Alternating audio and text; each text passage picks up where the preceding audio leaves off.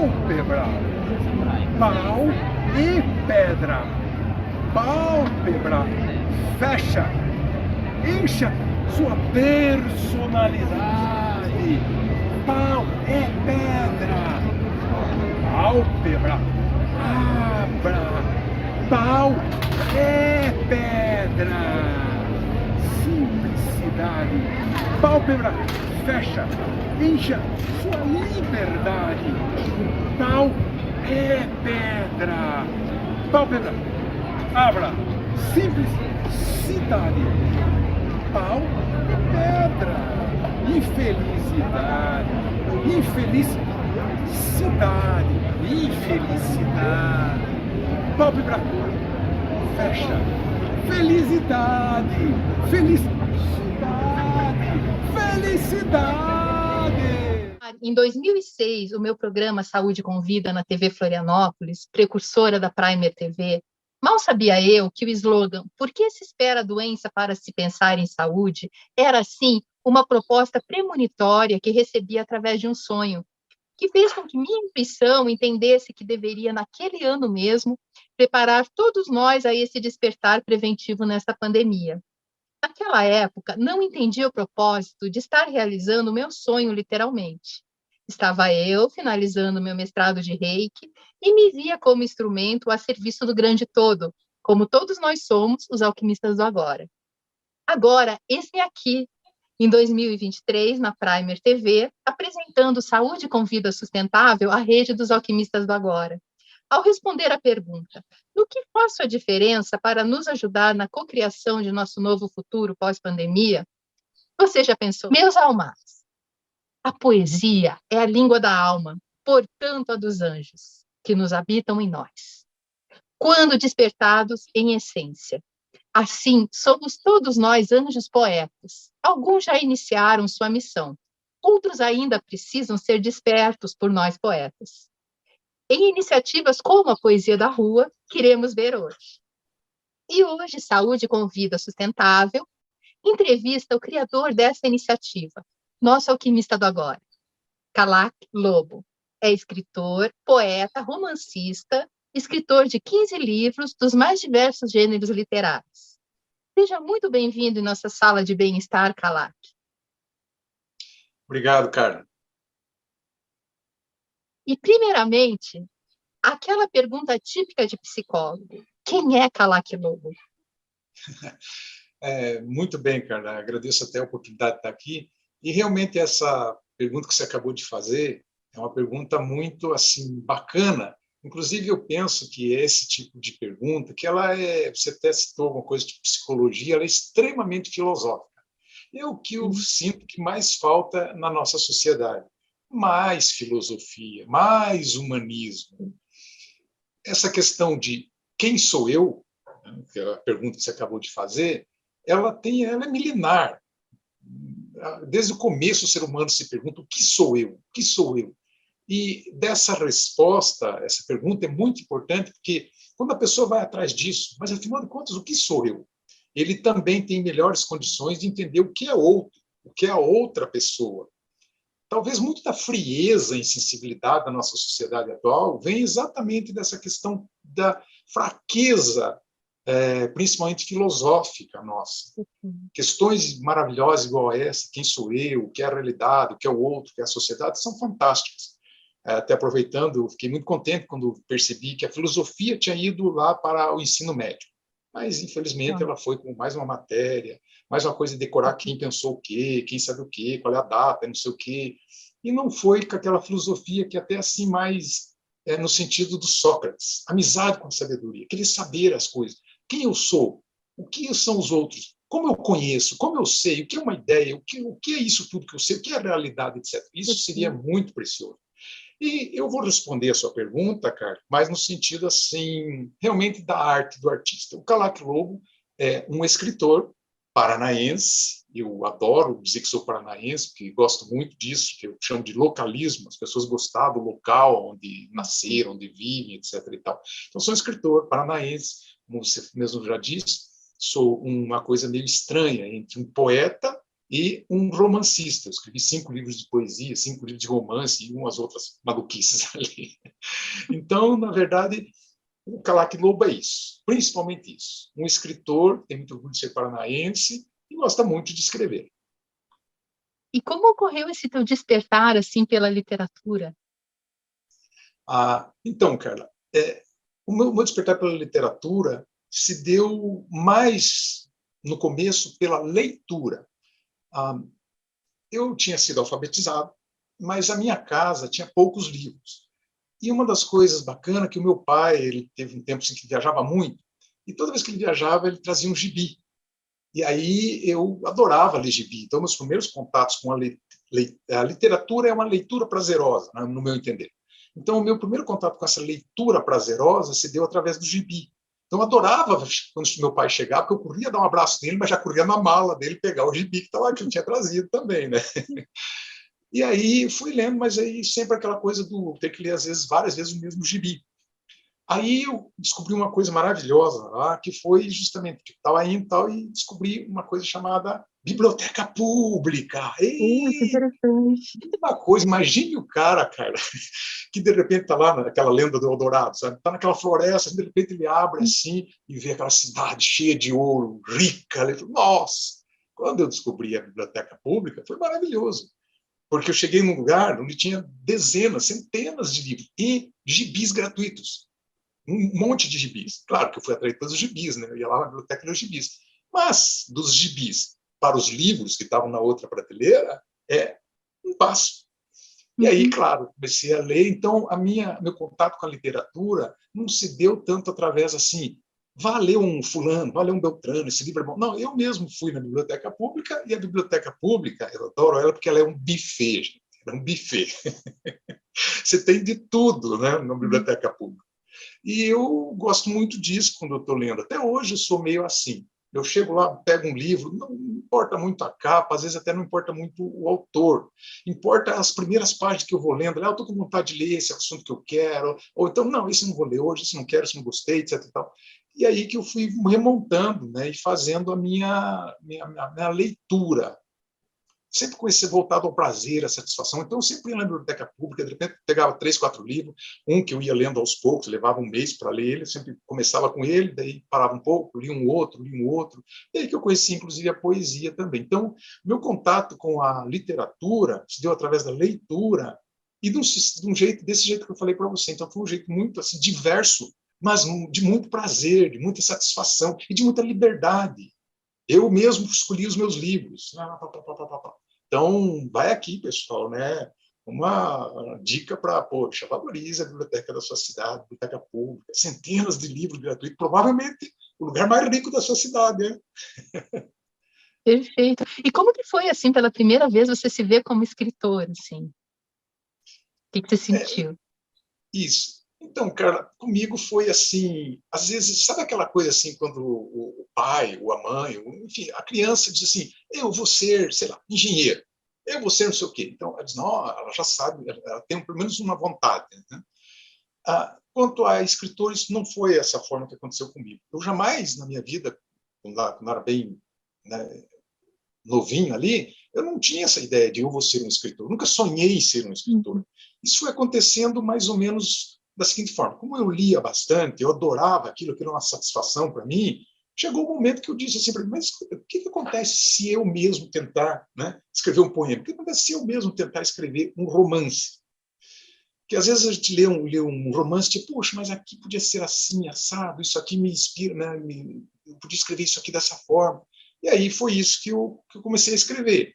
E as minhas primeiras escritas são naquele período onde muita gente começa a escrever, principalmente poesia, que é ali na adolescência, quando a gente é meio um vulcãozinho, né, cheio de emoção, cheio de tudo, e de dúvida, e tudo perdido. Caso típico do que é um adolescente. E essa energia toda, ela fica complicada dentro da gente. Eu até digo que a arte é maravilhosa para isso, pessoal. Quando você está com muita energia, muita tristeza, ou muita alegria, muita euforia, ou muita confusão, é maravilhoso buscar a arte. A poesia foi isso que aconteceu comigo. Como eu estava nessa ebulição, comecei a escrever poemas, me sentia bem quando eu ia lá e escrevia o poema. E aí fui escrevendo, de repente, quando eu vi, tinha 1, 2, 3, 5, 10, e a mesma coisa foi acontecendo depois quando eu tentei escrever um romance, que é uma experiência diferente. Mas aí quando eu fui escrevendo romance também, fui escrevendo e tal, e daí, de repente, eu olho e tenho 2, 3, 4 livros de poesia, 2, 3, 4 livros de romance, aí eu disse, poxa, surpresa, eu sou o escritor. Então não Sim. foi aquela coisa, eu quero ser o escritor, sabe como é que é? Aconteceu de uma forma mais assim, aos poucos, né? Gradual. Sim. Eu costumo brincar assim, cara, que a arte me seduziu, como toda sedução, a gente não percebe que está sendo seduzido. E, infelizmente, ela me seduziu e eu nem percebi. Quando eu vi, meu Deus, agora que eu sou um escritor, o que eu vou fazer? E nas tuas palavras, prefiro deixar a minha biografia, fale sobre minha biografia. Você acredita que os livros é uma confissão inconsciente do autor? Uma ótima pergunta, cara, uma ótima pergunta. Realmente, a gente pode dizer assim que a bibliografia, os livros que a pessoa escreve, às vezes está muito relacionado com a biografia da pessoa, a vida que a pessoa tem. Por exemplo, a pessoa vai para uma infeliz guerra, né? E aí tem um monte de experiências lá e sai de lá e escreve um livro. Então, isso é bastante assim comum acontecer. Esse não é definitivamente o meu caso, cara. Eu dificilmente me exponho nos meus livros, dificilmente coloco coisas que aconteceram, que acontecem comigo nos meus livros. Os meus livros, eles são muito mais fantasia, tanto até que meus romances, por exemplo, todos eles são fantasiosos, são fantasias mesmo. 2 deles são ficção científica. Então, é muito mais fantasia. E eu gosto dessa coisa de ser criativo, de ser imaginativo. Então, na minha bibliografia, nos livros que eu escrevi, não está quase nada de mim como ser humano, nem de mim como vida que eu tive. E muitos outros escritores são bem diferentes disso. A pessoa, daí é muito importante ler o livro dessa pessoa e saber a biografia, a vida que a pessoa teve, que daí até compreende melhor o livro.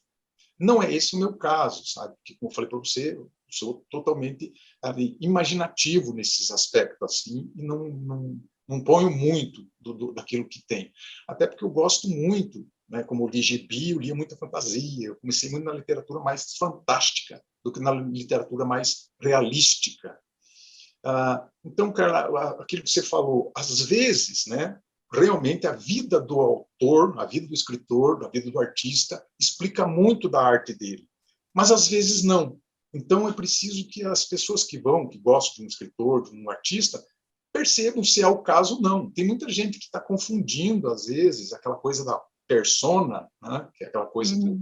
Ele é o artista, ele não defende essas ideias, ele não tem isso é uma personagem que ele está interpretando. Aquela coisa de querer matar o vilão no final do filme, quando encontra ele na rua, esquecendo que ele é o ator, né? Que não é o que ele é. Então, uma coisa é a ficção, outra coisa é a biografia, mas há, de fato, uma ligação entre essas coisas, né? No meu caso, é muito sutil, quase nada.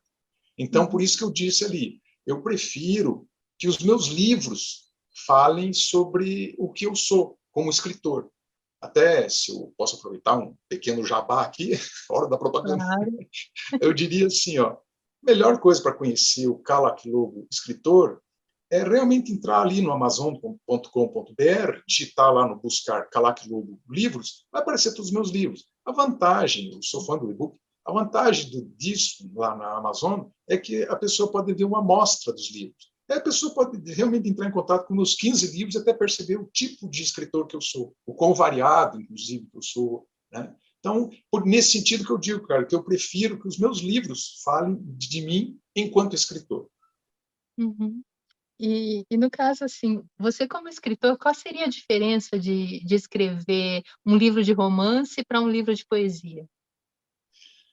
Então, Carla, é bastante diferente. Tanto assim que não é muito comum ter os dois num só, né? Porque normalmente o romancista ele é muito diferente do poeta. O poeta é outra coisa. Então, mas por eu ter começado os dois, eu consegui ao longo do tempo, 45 anos que eu escrevo, então eu consegui fazer os dois. E eu posso falar algo a respeito disso. O romance é extremamente difícil, porque ele é um planejamento de longo prazo, como fazer uma viagem muito longa. Então tem que calcular um monte de coisas, é muito difícil toda essa mecânica toda.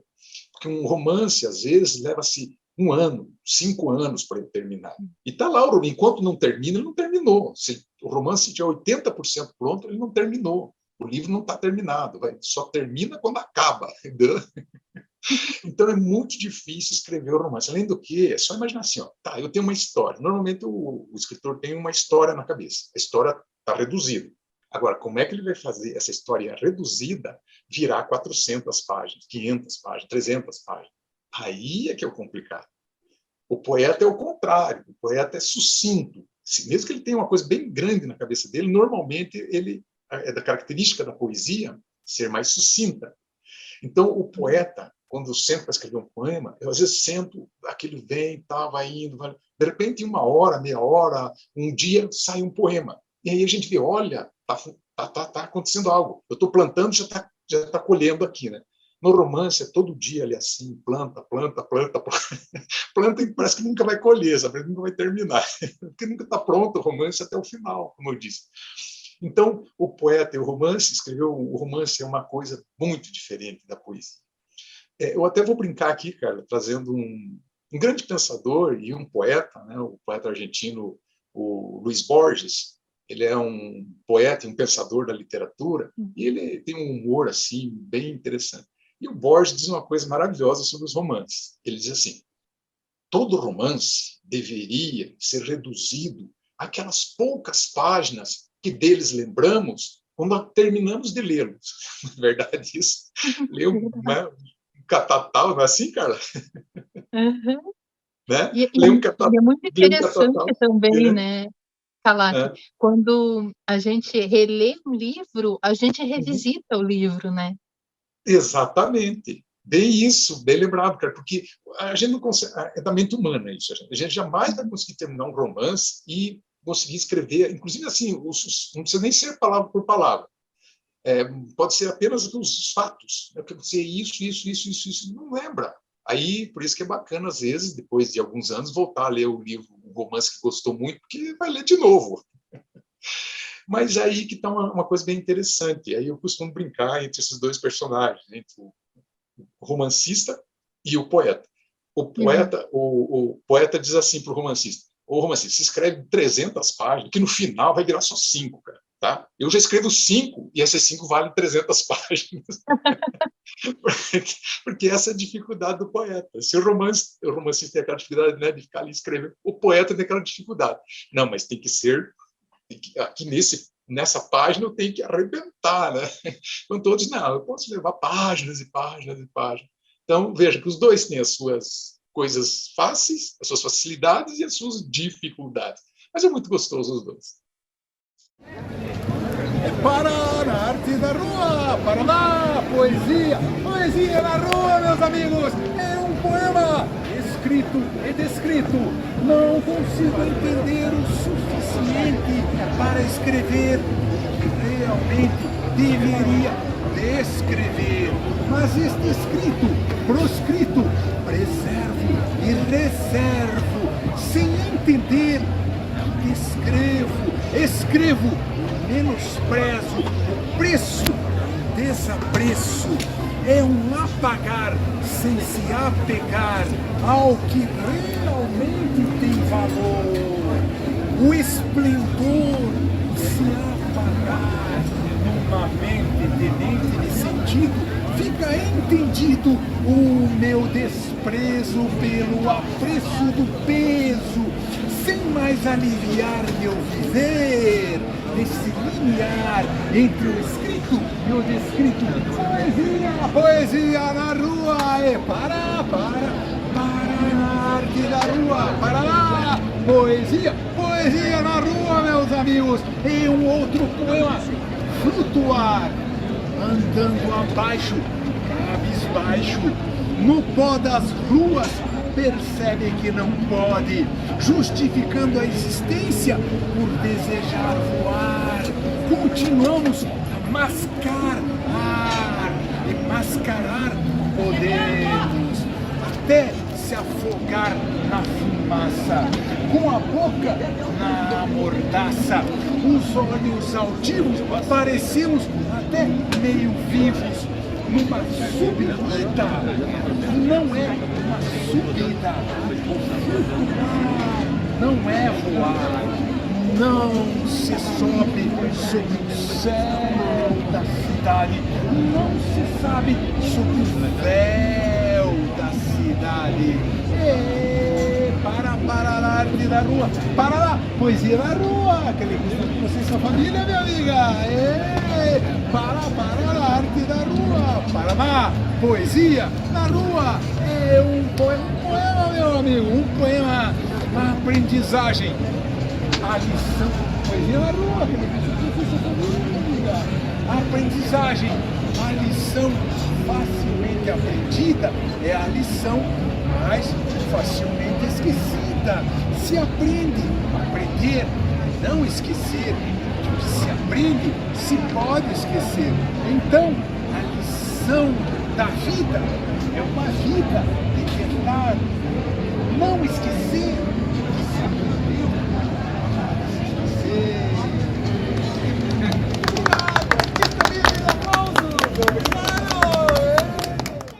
Além dos livros, você também é um artista performático, que nos brinda diariamente com sua poesia na rua. E como surgiu essa tua iniciativa de sair dessas empoeiradas estantes, né, que muitas vezes é dada às pessoas que são de elite, né, que têm a possibilidade de adquirir os livros, e fazer literatura ao ar livre nas ruas para o povo, de uma forma geral? Muito bom, cara. Ótimo, isso mesmo, cara. Que assim, eu fui um pouco obrigado, porque como eu escrevi uma porção de livros, e isso seria supostamente o fim da história, né? Quando uma pessoa vai escreve um monte de livros de poesia, que é a parte mais difícil que existe, né? A parte mais complicada que existe é isso. Mas uma vez feito isso, parece que o trabalho de Hércules acabou, né? Mas não, aí entra o trabalho de Sísifo. Que é o Aquele, né, seguinte, que repete. exatamente, não terminou, não, vai continuar. Como assim? Aí eu vi uma porção de livros, eu tinha que fazer algo a mais ainda. Que aí foi assim, eu percebi que a poesia é maravilhosa. Obviamente, eu sou um apaixonado pela poesia. A poesia é maravilhosa, ela é complexa, maravilhosa, espetacular, ela é pontual, ela exige do artista, do poeta, uma grande reflexão. O poema feito, ele permite uma brincadeira grande, vai da sonoridade, vai do elemento gráfico, vai da profundidade do conteúdo, então, uma gama imensa. A poesia, apesar de ela ser sucinta, como falei, faz rapidinho, né, uma só folha, no entretanto, ela é extremamente profunda, extremamente profunda. E aí, justamente, quando eu percebi isso, por ser apaixonado pela poesia e ver tudo isso na poesia, eu percebi que a poesia também, na nossa sociedade, ela é uma coisa assim do tipo, meio que não entendida. Eu coloco assim, ó, cara, todo mundo tem um contato, principalmente aqui, vivendo como um ser humano do século XXI, todo mundo tem um contato com música. A pessoa tem contato com música no ônibus, tem um contato passando na frente da loja, tem contato com a música, a pessoa está... Então, a pessoa vai ouvir música na nossa cidade em muitos lugares. No entretanto, não tem o mesmo contato com a poesia. A maioria das pessoas só tem contato com a poesia lá na escola, que infelizmente, né, até por N circunstâncias, não consegue mostrar a poesia naquilo que ela tem de mais bacana, a brincadeira que ela é. E aí eu sinto que as pessoas não percebem, não entendem muito bem, justamente porque não experimentaram, não foram expostas à poesia. A ideia de ir para a rua e mostrar a poesia é mais ou menos isso. Duas coisas. Um é um escritor, que já tem uma porção de livros e que gostaria que mais pessoas lessem o livro dele, e qualquer forma que tenha. Né? Então, sou um escritor, mas também estou indo para a rua lá ler a poesia. E o sentido é esse. E ver se aproxima um pouco mais a poesia das pessoas, para que as pessoas não tenham esse estranhamento em relação à poesia. E não fiquem com ideias assim, não tão precisas sobre a poesia, do tipo assim, a poesia é coisa para elite, é coisa para o cara que entende muito, que lê muito, que escreve muito. Não é, gente. A poesia é extremamente popular. É só lembrar o seguinte, a maioria das letras das músicas, se tirar a música e tirar a parte de cantar e só ler, ela é um poema. É um poema. Né? Então, é esse o sentido de estar indo para a rua, tendo, forçando sair para a rua todo dia, ler poesia lá. E como se deu essa tua iniciativa, assim? Quando foi que você pensou em iniciar, assim, o processo? Olha, foi aproximar mais as pessoas, e aí, Uhum. claro, ele é um processo, Carla, que está se montando. Na verdade, assim, eu estou aprendendo muito, inclusive até com Legal. alguns outros artistas de rua, que dão uma dica aqui, uma dica ali, e ele é um processo que está se fazendo. Então, eu já vou dizer assim para vocês, eu, uma vez fui ler a poesia e disse, eu vou fazer bem altos, bem gritado, e não fica muito bom. Eu vou fazer meio cantado, e não fica muito bom. Para ser a leitura da regra, para Você ser a foi poesia, treinando, né? Lapidando o processo. exatamente, cara, vai lapidando, né? Porque e é uma aprendizagem, como não tem, cara, ninguém está fazendo e não tem manual disso, então eu estou tendo que ser o aprendiz e o mestre ao mesmo tempo Sem desse dúvida. negócio. Todos nós somos aprendizes na vida, né? A gente sempre está em processo de contínuo aprendizado, né? E a gente só E, aprende com os outros, né, cara? Como eu falei, sem alguns artistas de dúvida. rua me deram boas dicas, boas dicas. E escreva poesia. É fácil, rápido, barato, vale tudo e liberdade. Essa sua frase, assim, como que... Essa é uma frase que eu gosto para fazer, para estimular as pessoas para que escrevam poesias. Veja bem, eu brinco ali assim, é mais no sentido de brincar, né, gente, com isso, com essa ideia aqui. Então, eu costumo dizer assim, é fácil e rápido, as duas estão interligadas. Então, é fácil e Uhum. rápido, por quê? Porque a poesia normalmente tem essa questão de ser sucinta, então é uma página, meia página, e isso é, obviamente, fácil e rápido. É claro que é mais uma brincadeira do que realmente ser fácil. Fale com um poeta que é fácil escrever um poema, você vai ver que ele não vai concordar. Às vezes você senta ali, já vem a inspiração, sai um poema maravilhoso. Às vezes você senta ali por um mês seguido, não sai um poema. Mas brinca, é fácil, rápido, porque é curtinho o poema. Escrever um romance eu não aconselharia para qualquer um. E aí, ele é barato. Eu costumo brincar também assim, ó, com uma caneta e uma caderneta dá para escrever uma porção de poemas. Então é uma coisa muito barata. Tão barata que dá para escrever até no celular hoje, né? Um poema, escrever um romance no celular não aconselharia para qualquer um. Mas, né, cara, pensa, eu sou ruim de escrever com aquele, eu gosto de escrever no teclado. Mas, enfim, então, é barato, talvez uma das artes mais baratas que exista, seja ainda a literatura, que realmente com uma caneta, uma caderneta, para escrever ali bastante poemas. Então, fácil, rápido, barato, gostoso, porque justamente já que é fácil, rápido, barato, é gostoso, não tem como ser. Às vezes não é tão gostoso uma arte que você gasta muito, não é tão gostoso uma arte que você demora, um romance que você demora 5 anos para fazer, aí talvez não seja tão gostoso. Fácil, rápido, barato, gostoso, vale tudo. Por quê? Não se deixe intimidar. Para você escrever um poema, não se deixe intimidar. Nosso tempo, esse vale tudo, é o seguinte. Teve um tempo que o poeta tinha que escrever soneto. Nossa, tudo cheio de 9 horas, tem que ser assim, tem que ser assado. Hoje Uhum. não, hoje é livre, é o verso livre. Então, se a pessoa gosta de sonoridade, tem facilidade para fazer rimas, ótimo, escreve um poema com rimas. Mas não está afim de escrever um poema com rimas, escreve um poema sem rima. O poema tem tanta liberdade que ele chega até mesmo a liberdade de o poema nem precisa fazer sentido.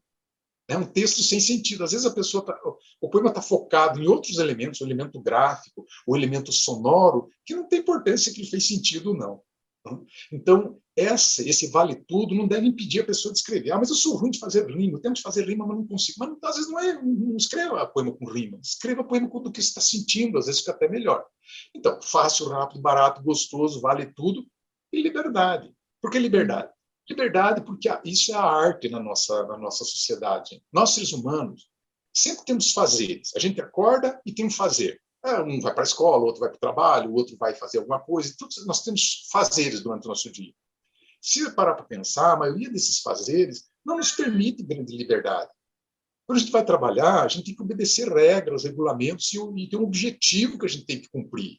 Quando a gente está na escola, fazendo lá os estudos, também é a mesma coisa. Então, para aprender, para trabalhar, para fazer, até mesmo para sair de diversão, tem que fazer um monte de planejamento e não tem muita liberdade nisso. Já a arte permite uma grande, enorme liberdade. É o tal do escrever poesia, escreva o que quer, quando quer, como quer, por que quer. A pessoa que manda, a pessoa que comanda. Aí ela sente muito uma liberdade grande. Então, isso é a maravilha da arte, da arte, propiciar ao ser humano usufruir de uma grande liberdade. Talvez seja por isso que governos mais autoritários não gostam muito da arte, porque o cara experimenta a liberdade na arte e daí não quer mais ser preso, né? Não quer mais ficar fechadinho. A liberdade de expressão, né, do humano também, né? Isso vem através da arte, né, cara? Muito ligado com a arte. E até, só que é o seguinte, né, Carla? Quando eu digo liberdade, obviamente, pessoal, que não existe liberdade absoluta. Nem na arte existe a liberdade absoluta. Vamos lembrar que um escrito, por exemplo, racista, no primeiro, não é um poema. Em segundo lugar, nem a arte. Em terceiro, totalmente assim, todos nós devemos dizer que isso é péssimo, né? Porque, obviamente, machuca as pessoas. Tá? Então, a arte não tem liberdade absoluta. Então, existem limites, sim. Né? Então, quando eu digo liberdade, é que ela tem enorme liberdade, mas não liberdade absoluta. Né? Feriu outras pessoas, machucou outras pessoas, vai ser responsabilizado por isso, né? Então, quando digo É que a nossa liberdade liberdade termina a partir do momento que a gente afeta a liberdade do outro, né? Perfeito, cara. Que é bem isso mesmo, né? Não pode existir uma liberdade maior do que a outra. Aí não tá legal. Sim. E quando se fala em arte, tá, Kalak? Um grande perigo que ocorre é a sua massificação. Como você vê isso? Então, eu acho que esse é um dos grandes problemas hoje em dia enfrentado pela arte, no geral. Eu vou ficar mais até mesmo aqui na questão da literatura, mas a arte dos nossos dias tem esse detalhe. Vou começar dizendo assim, vou repartir a coisa entre a massificação da expectação da arte, de usufruir a arte, né, de assistir a arte, e a massificação do produzir a arte, ser o artista. Vou falar da primeira, então. Olha, nunca se foi tão barato e tão fácil assistir arte. É muito fácil assistir teatro, é muito fácil assistir filme, TV, música. Só lembrar o seguinte, por exemplo, música. Antigamente, há séculos atrás, para ter música, cara, tinha que trazer um músico na tua frente. O músico tinha que vir ali e tocar o instrumento dele, daí você ouvia a música. Não tinha jeito de gravar a música e mandar sem o músico. Não tinha. Nosso tempo hoje, nossa, a internet está aí, a música está nas nuvens, pode ouvir música 24 horas por dia em praticamente qualquer lugar do mundo. Desde que tem uma internet, a pessoa vai poder ouvir ali, né? Então, muito fácil e uma massificação de assistir a arte. Isso aconteceu em todas as artes. O cinema antigamente era um filme a cada 15 dias e só no cinema. Hoje o cara na casa dele mesmo assiste todos os filmes que quiser.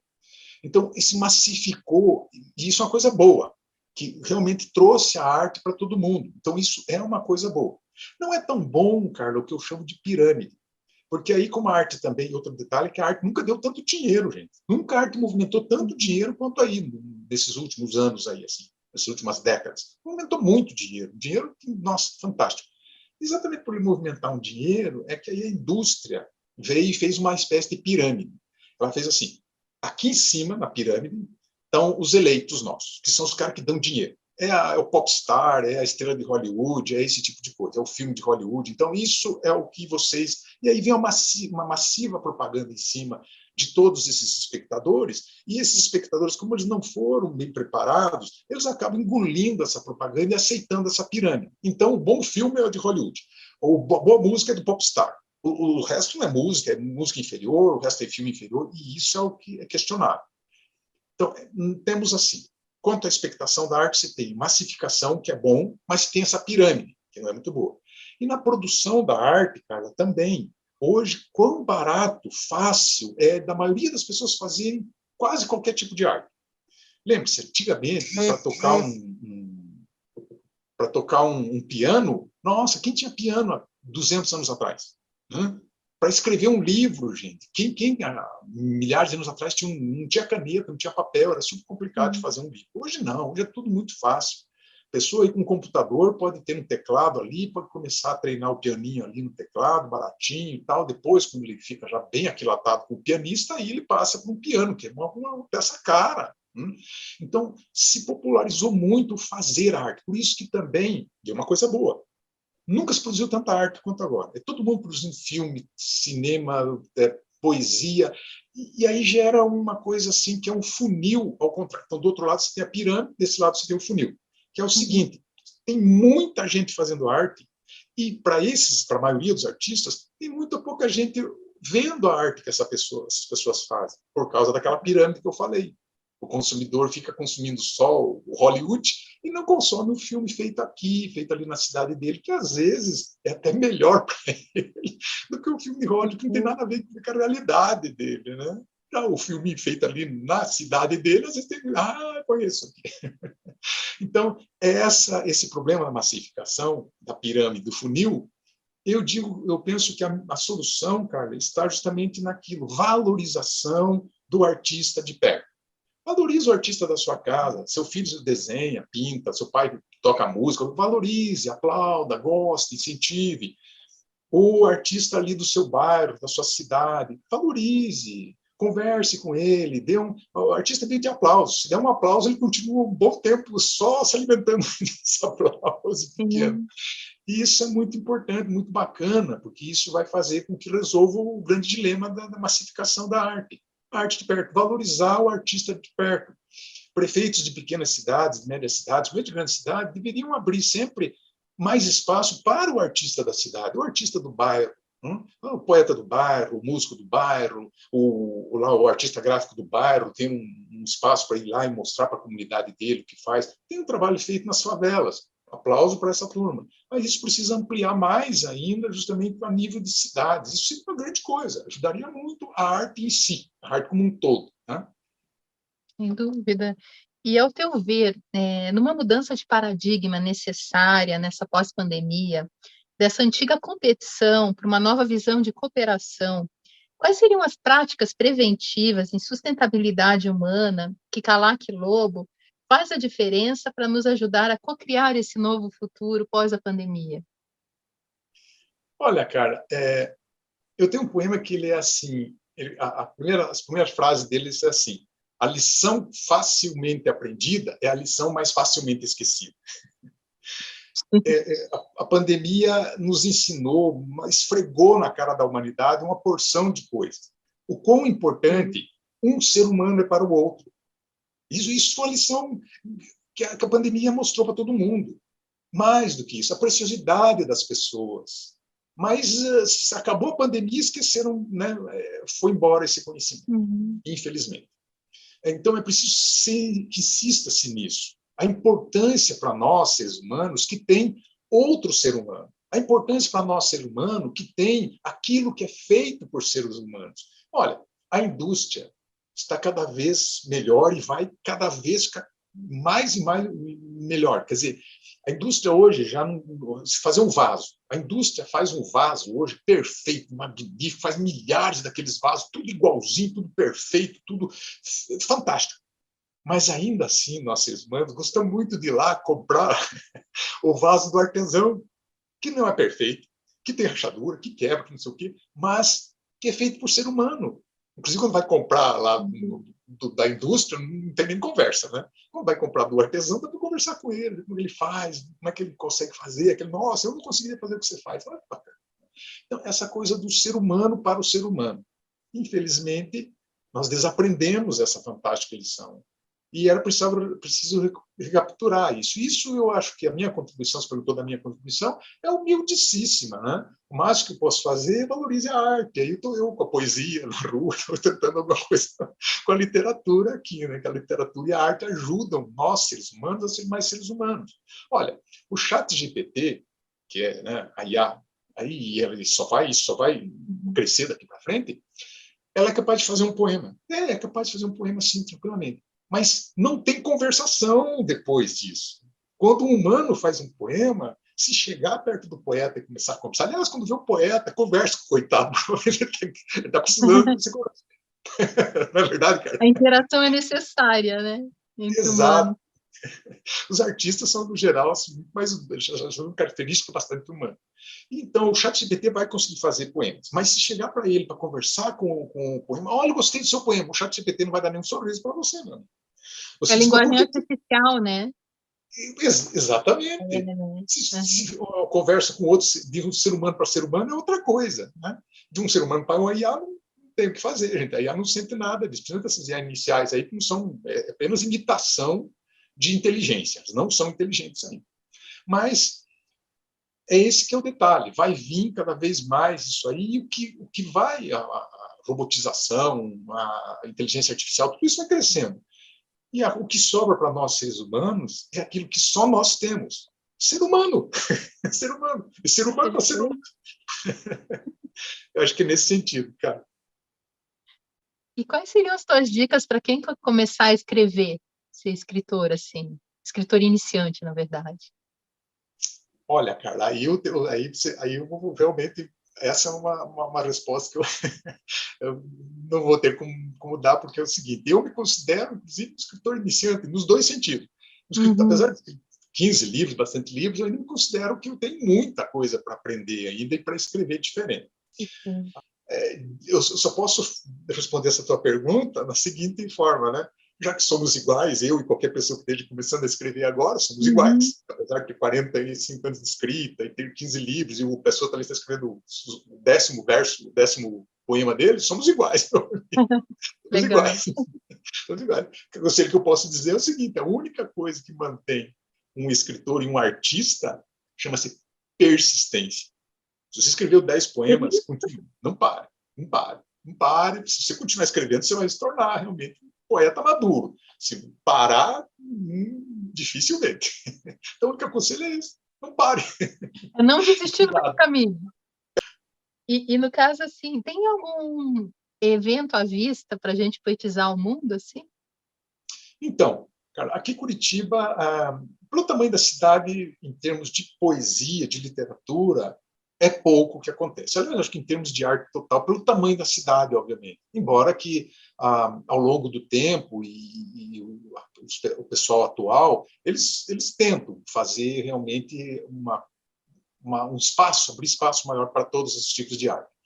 A literatura tem aqui na cidade de Curitiba um lugar meio esquecido, meio apagado, mas que está voltando aos poucos, da qual, inclusive, você já é veterana e ajudou a injetar sangue lá, que é a Feira do Poeta.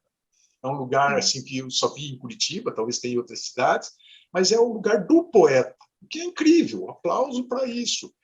Por isso que até sempre gosto muito de ir lá participar, ver tudo que acontece. Lá acontecem alguns eventos de poesia mesmo, de literatura, tem lá encontros, é um espaço aberto que as pessoas podem lançar o livro. Então, a Feira do Poeta, apesar de estar um pouquinho, né, meio balançado por causa da pandemia, por causa de uma série de circunstâncias, mas é um lugar que tem grande chance de voltar a ser realmente, ter a luz que deveria ter.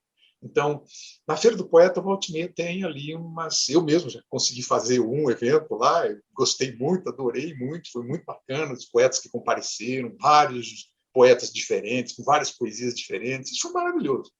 Então, a Feira do Poeta, lá no Largo da Ordem, é maravilhosa, curitibano, qualquer turista mesmo, vem e visita a Feira do Poeta. Aos domingos é o que tem as atividades. E eu tenho, agora sábado, vou tentar abrir um novo espaço aqui para poesia, que é ali no Centro Cultural Valentina. Já era um tempo da poesia. Você que é mais assim, de um tempo mais antigo nesse aspecto, você sabe que ali tinha já alguma atividade. Mas, por causa da pandemia, por causa de tudo isso, acabou. Então, vamos tentar recuperar isso nesse aspecto. Então, o que eu diria é prestigie todos esses eventos que tiver. Se você for um poeta, um escritor, mais ainda, né? Porque, como a luta é difícil, poetas têm que se unir. Sem dúvida. Né? E você, inclusive, Carla, é uma poeta muito bacana, escreve muito bem, já participou de outros, esteve lá naquele evento, e eu agradeço você. Gratidão. E deixe um poema seu para nossos telespectadores. Ah, sim, sim. Eu vou pegar um poema aqui do meu livro, aqui, um dos meus livros, Conversa com Verso. Deixa eu ver, eu vou pegar um assim que tem muito a ver com escritor, sabe? Com essa coisa de ser escritor. Esse aqui. Vou fazer a leitura, então, aqui. Sim. Poema Queria Te Dizer, poeta Calaclô. Queria te dizer algo, que você soubesse disso. Queria te dizer esse algo que se diz como último algo que fica para a vida inteira. Dizer esse algo que faz esse último dizer valer uma vida inteira, mesmo que eu não saiba como dizer esse algo, porque é algo que não precisava ser dito para que você soubesse que minha vida inteira sempre quis te dizer esse algo. Olha, eu te agradeço de coração essa nossa entrevista, né? E daí eu deixo para vocês uma mensagem. O que semeamos hoje será a nossa colheita de amanhã. Plante apenas boas sementes para que os frutos sejam igualmente bons. E se você é um empreendedor, seja CPF ou PJ, e acredita numa rede de saúde com vida sustentável humana na pós-pandemia, entre em contato, saudeconvida@gmail.com, e responda no que você faz a diferença para nos ajudar a co-criar nosso novo futuro pós-pandemia. E seja nosso novo alquimista do agora a ser entrevistado por mim, assim como o Kalak Lobo. E Saúde com Vida Sustentável fica por aqui. Agradeço muito de coração os carinhosos e-mails, a audiência de todos vocês, e até o nosso próximo programa. Namastê. Um poema para encerrar aqui, olha só. Para lá, poesia, é na rua. É o último poema. Eu sou louco, tenho pouco, siso, quiso, juízo. Eu não tenho senso, eu não penso, desobedeço, não reconheço. Tenho pouco respeito, nesse leito não deito, mas luto deste jeito. Pouco louco, muito mudo, muito louco, mudo mundo. Eram sãos e são santos? Era heróica a ira dos heróis? Quem Quixote não é, mas fracote é. É parte da rua, poesia é na rua.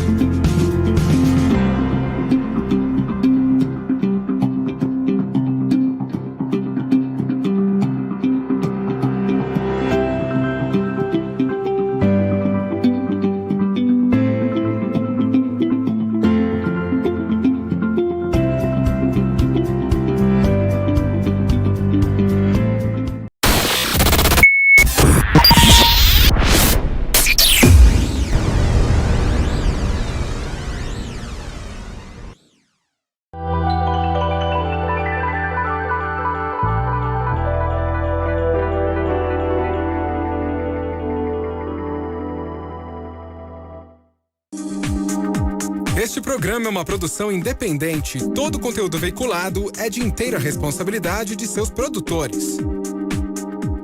nós nos relacionamos com diversos tipos de pessoas, como eu falei, filho, mãe, pai, namorado, namorada, cônjuge, colega, amigo. Cada pessoa vai ter uma forma de se sentir amado. Então, é importante a gente entender cada uma delas um pouquinho para também se fazer percebido como alguém que ama de verdade.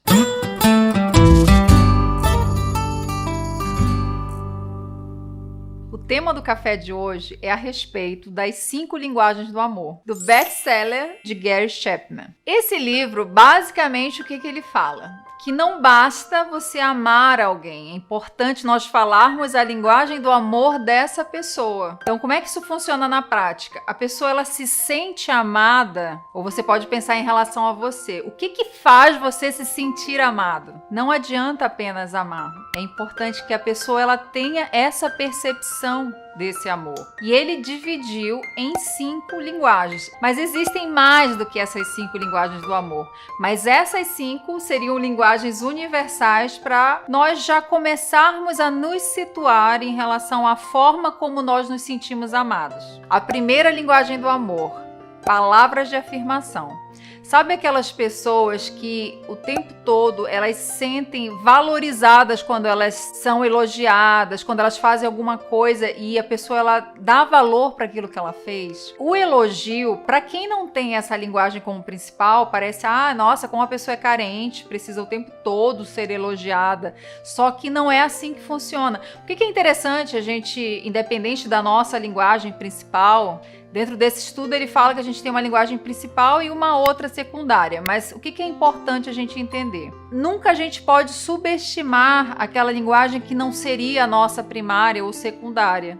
Então, para uma pessoa, se você se relaciona, outro ponto importante, não é só relacionamento afetivo. Essas linguagens do amor é importante nós entendermos porque nós vamos nos relacionar não apenas com o cônjuge, namorado, namorada, não, mas com o filho, com a mãe, com o pai, com os amigos. Cada um também tem uma forma diferente de entender o afeto, de perceber o carinho, a atenção. E é importante a gente ficar atento para isso porque muitas vezes a gente faz um esforço muito grande achando que está abafando, enquanto que na realidade a pessoa, ela, como não é a linguagem principal dela, ela não consegue identificar e nem subestimar, como eu dei o exemplo de palavras de afirmação. Tem pessoas que precisam elogiar algo positivo em uma pessoa, isso não custa. Eu inclusive considero das 5 linguagens essa uma das mais fáceis que tem de a gente fazer, porque é só você evidenciar, é só você focar no positivo e valorizar aquilo que a pessoa tem, o que ela fez, o que ela tem de especial.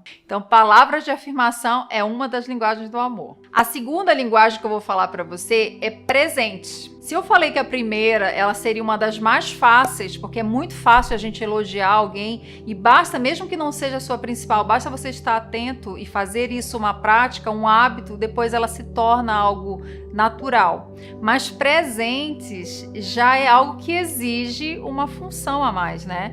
Então, uma pessoa que tem a linguagem do amor presente, às vezes a pessoa pensa, nossa, a pessoa é interesseira, tem que estar ganhando presente o tempo todo. Não, porque essa linguagem é algo muito simples, é a lembrança na realidade, é o que fez, não é um presente necessariamente excepcional, mas o fato de alguém ter se lembrado. E geralmente esse se lembrado são coisas que têm a ver com a pessoa. É bom, é interessante a gente perceber as pessoas que estão, no caso que nos são importantes, que é muito importante a gente manter um relacionamento e que ela entenda que ela é amada. Se ela tem essa como linguagem principal, é você estar atento a datas, e não é só data de aniversário, são diversas datas especiais. Então, você começou um relacionamento com alguém, ou você tem um filho ou uma filha que você nunca tinha pensado a respeito disso. Se você identificou que essa pessoa que para você é preciosa, ela tem essa linguagem, começa a anotar as datas que para ela são importantes. E nessas datas pontuais, tenha o cuidado de dar uma lembrancinha que seja. Porque não é o valor do presente, é a intenção, é a atitude.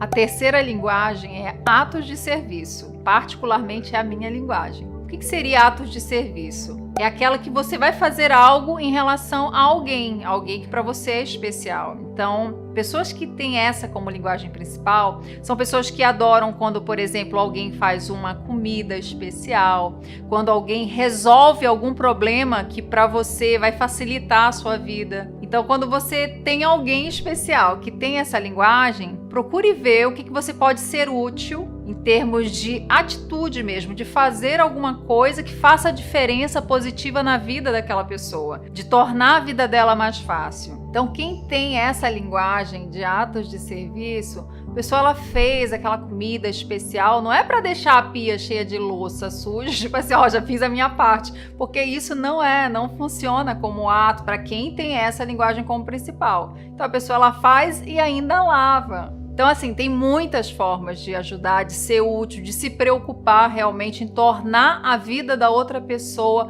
mais fácil. Se você identifica essa como uma linguagem principal e que você quer fazer, faça de coração, com atitude. E não já pensando que depois você vai cobrar porque aquilo te custou muito, foi muito cansativo. Isso vale para todas as linguagens. A gente tem que ser altruísta, tem que dar realmente, fazer com que a pessoa se sinta amada. A quarta linguagem é tempo de qualidade. Essa também é uma que eu considero que é uma das que dá mais trabalho. Ela demanda mais trabalho porque tempo é vida. Então, quando você se programa, e tempo de qualidade é se programar, é colocar na agenda e fechar a agenda para aquela pessoa. Seja ela cônjuge, seja filho, filha, é você dar total atenção, sem celular, sem distrações. É estar realmente com aquela pessoa fazendo o que ela gosta. Ainda tem isso. Não é você escolher suas programações e incluir ela dentro, com seus amigos, suas amigas, incluir dentro. Não, é você ter tempo de qualidade para ela. Então é uma que eu considero realmente também uma das maiores provas de amor. Tempo é um ativo escasso, então a gente meio que corre contra o tempo, e você fazer isso, você fechar a sua agenda e você está 100% ali, mindfulness, né? Você está em atenção plena para aquela pessoa. Isso daí realmente é uma das maiores provas de amor que você pode dar. A quinta e última linguagem do amor é toque físico. Sabe aquelas pessoas que você estando do lado, elas já pegam na sua mão, já fica fazendo carinho, que gosta de mexer no seu cabelo? Geralmente são pessoas que têm essa como principal linguagem. Aquelas que quando dão um abraço, demora no abraço. Tem outras pessoas que já não suportam esse tipo de linguagem, mas o que é importante estar atento? Se aquela pessoa que para você é importante que ela perceba, que ela se sinta amada, você ficar atento também para ter essa linguagem corporal de afeto, de carinho, de demonstrar amor através do toque. Então, cafuné, massagem, principalmente massagem, né? Massagem é algo que demanda energia, atenção. Tem muitas formas de se demonstrar quem tem o toque físico como principal, mas sempre se lembrando de estar próximo, de fazer com que a pessoa ela sinta realmente o toque. Então, não adianta uma pessoa que tem essa como linguagem principal só falar, só elogiar, só fazer alguma coisa, só estar junto, se não houver toque. Então, tá assistindo um filme, pega na mão, faz carinho na mão, mas esteja presente de que essa é a linguagem principal dessa pessoa. Geralmente a gente acaba sabendo quando nós estamos perceptíveis a essa linguagem, a esse tipo de demonstração de afeto. Então, se você ainda tem dúvida em qual é a sua principal, você ficou em dúvida, tenho todas essas, ou então tenho 4, 3, veja aquilo que você detesta quando alguém faz. Geralmente o contrário disso é a sua linguagem principal. Por que eu achei interessante trazer para cá para o canal esse tema? Porque eu trabalho e falo muito a respeito das linguagens, né? Linguagem visual, linguagem verbal, não verbal. Então, essa é uma forma de linguagem afetiva que é interessante a gente ter no nosso repertório. Algo que eu acho muito enriquecedor a gente pensar, trabalhar a nossa mente no sentido de sermos poliglotas nessas linguagens. Então, não ficar só restrito àquela que a gente gosta, mas procurar se trabalhar em relação a isso. Até porque nós nos relacionamos com diversos tipos de pessoas, como eu falei, filho, mãe, pai, namorado, namorada, cônjuge, enfim. colega, amigo. Cada pessoa vai ter uma forma de se sentir amado. Então é importante a gente entender cada uma delas um pouquinho para também se fazer percebido como alguém que ama de verdade. E fala para mim qual que é dessas linguagens, qual é a forma que você mais se sente amado. Se você já identificou isso, coloca aqui. Lembra de compartilhar com as pessoas que são especiais na sua vida, porque é muito bom a gente saber como é que é a forma que ela se sente amada. Porque na hora de presentear, na hora de se fazer presente, a gente vai ser assertivo nessa linguagem. E eu espero você no próximo café.